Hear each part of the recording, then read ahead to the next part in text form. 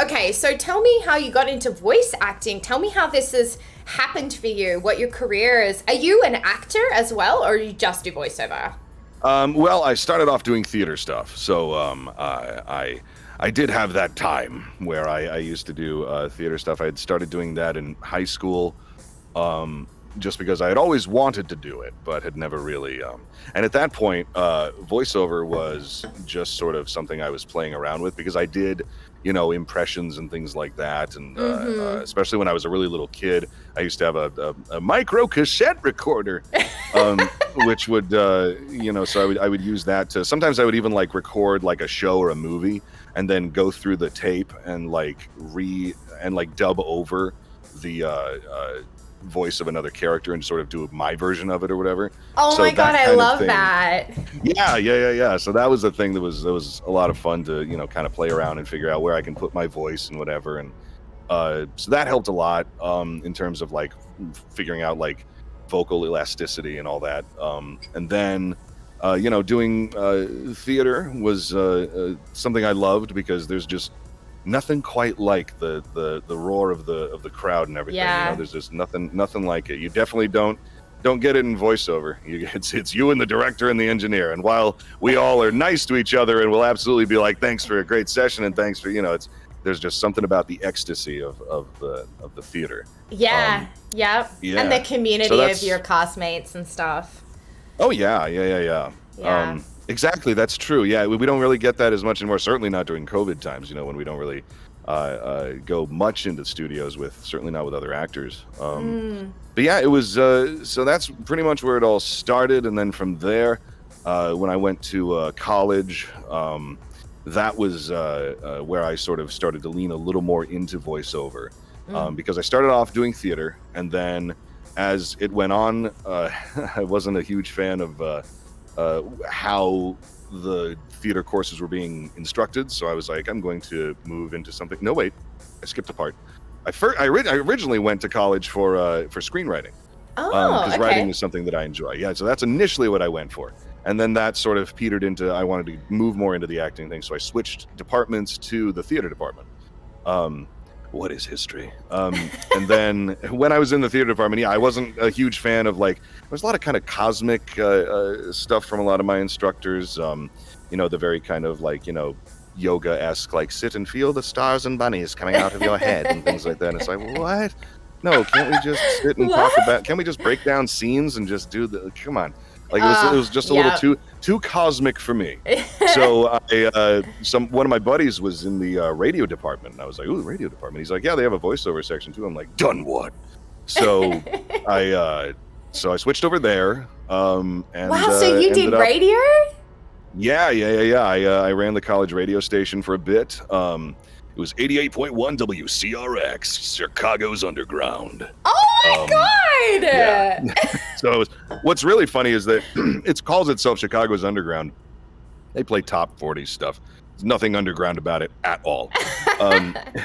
But I adored everyone in the radio department. Everyone was so giving and kind and wonderful and informative, and they were all working in the field and everything. Like I took voiceover courses with Deb Dotzer and Jeff Lupetin and things like that. And eventually, as college went on, I took some.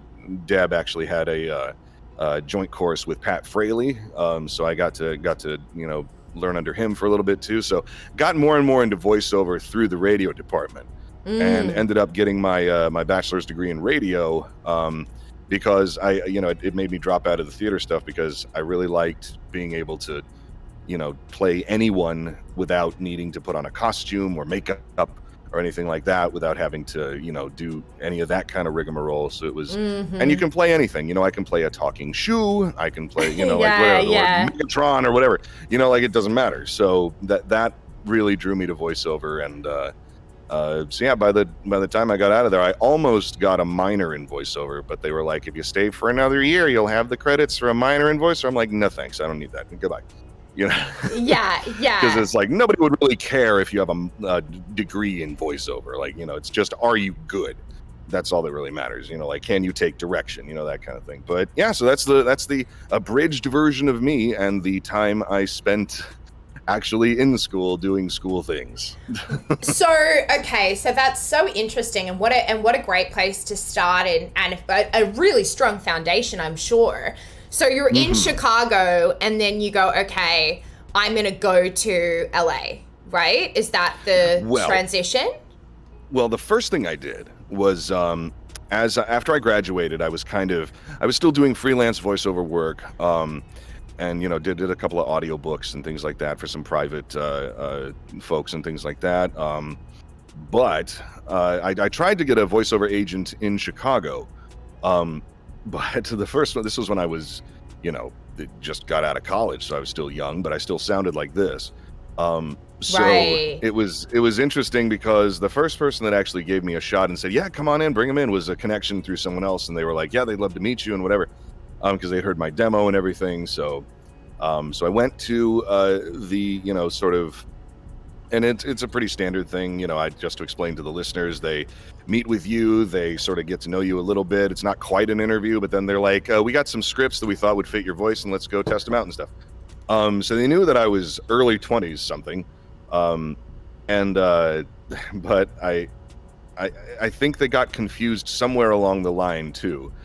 Because one of the people who scheduled me in seemed to think from my demo that I was an elderly black man. I don't quite know why. And then so I walked in there and they're like, "Jason?" I'm like, "Yes."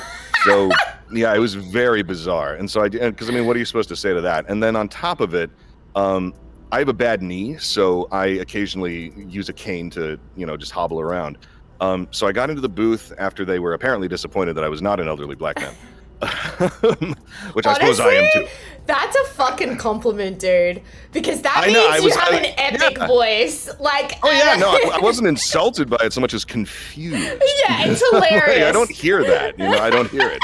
But yeah, especially because I'm just some dude from Indiana. So yeah, you're like a 20-something white guy, and they're like, "Wait, what?" Yeah, exactly. So not at all what they were thinking. But so I hobble into the booth there, and the scripts that they gave me were things that were in my age bracket, which they must have just grabbed real quick once they found out I was not elderly or a black man.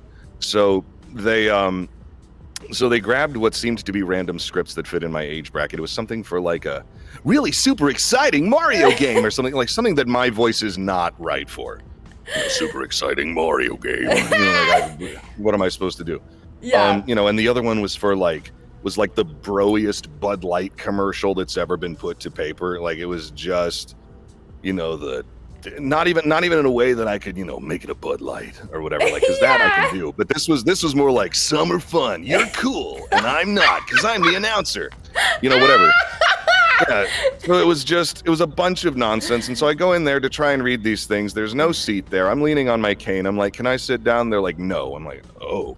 Okay. Oh, what?" Nice. Real nice. So yeah, it was quite an experience. So I get in there and I destroy myself trying to make these things sound like I'm a 20-something person.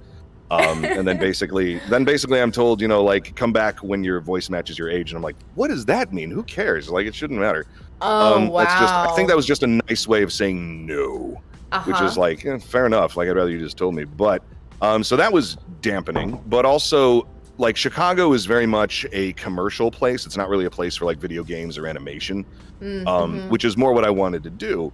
So from there, I just ended up, I had met some friends like Amber Lee Connors, who runs Sound Cadence Studios, which does anime dubbing and things like that. And she was good enough to give me a shot doing some anime. So I started off doing that.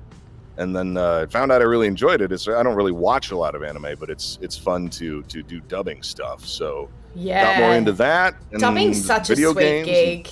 It's fun. It's really fun. Sometimes it feels a little bit constraining because it's like, here's the line. You cannot act it fully because you have to fit it within the space of like your lip flaps, so you can't necessarily pull at the drama of everything. But yeah, so so anime got started and stuff just ramped up, and eventually my now fiance, she's been out here for her whole life, and so I was like, well, it's about time that I move to California to, one, be with her, and to two, see if I can try my luck, doing voiceover out here. And thankfully, it's panned out a little bit because I got to be in Valorant and some other cool and some things. other really cool things as well. Yeah.